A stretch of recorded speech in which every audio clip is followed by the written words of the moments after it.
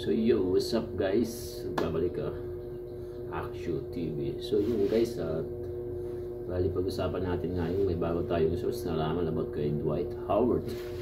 So yun, ito nga pala guys, ang dahilan kung bakit si Dwight Howard hindi napunta sa Golden State Warriors at hindi talaga siya kinuha dahil ganito pala ang nangyari talaga. Talagang may attitude nga ba talaga to o talagang humingi daw ng habang minuto at gusto pa maging starter nito ni Dwight Howard. So yun guys, bago natin i-play yung video dito guys, tulungan nyo naman ako i-subscribe itong channel natin.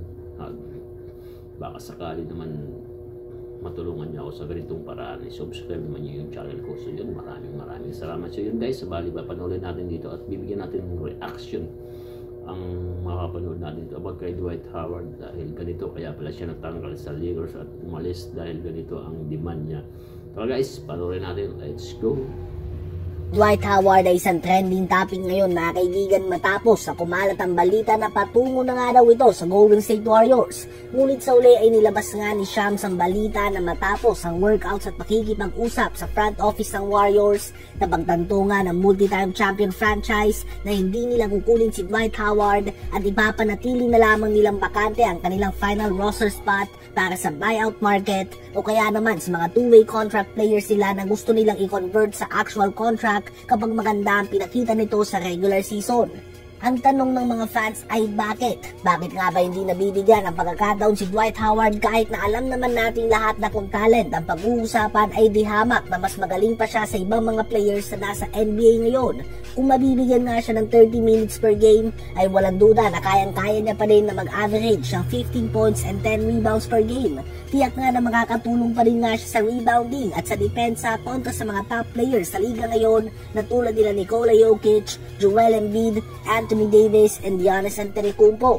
Ngunit bakit nga ba walang kumukuha kay Dwight Howard? Ang spekulasyon ng madami ay dahil ito sa kanyang attitude o ugali. Kung maalala nyo nga ang dahilan kung bakit siya umalis sa Lakers noon ay dahil gusto nang maging starter dito at mabigyan ng madaming minuto. Pahayag nga ni Dwight ay ayaw na niyang dumaan sa matinding training at diet para lang maupo sa bench. Hindi nga daw siya hinahayaan ng mga team sa laruin ng kanyang laro.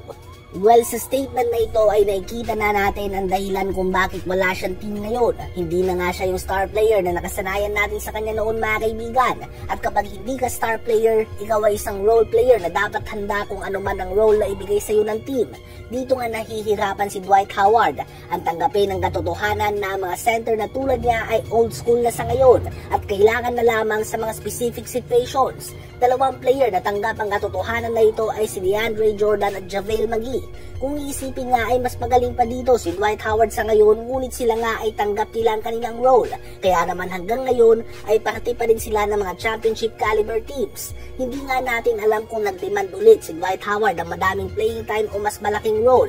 Kaya naman hindi siya kinuha ng Warriors. Lalo na't alam naman natin na gusto nga ng Warriors ng flexibility sa kanilang lineup dahil kailangan nila ng mga players na handang tanggapin ang kahit na anong role na ibibigay sa kanila. Halimbawa na lamang ang star player mismo ng Warriors sa si Stephen Curry. Depende nga sa kung sino nasa lineup.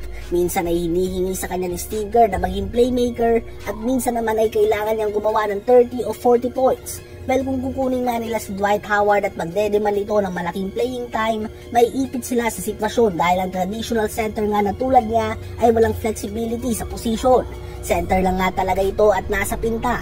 Hindi nga ito pwedeng gawing stretch big o ipadepensa sa mga wing players. And since nasa experiment mode pa ngayon ang Warriors kung paano ba nila ipagsasabay si Chris Paul at Draymond Green na parehong playmaker, hindi pa nga sila pwedeng mag-commit sa gusto ni Dwight Howard. Ano ba masasabi nyo tungkol dito? Subscribe sa channel natin Action TV. So yun nga siguro ang dahilan ni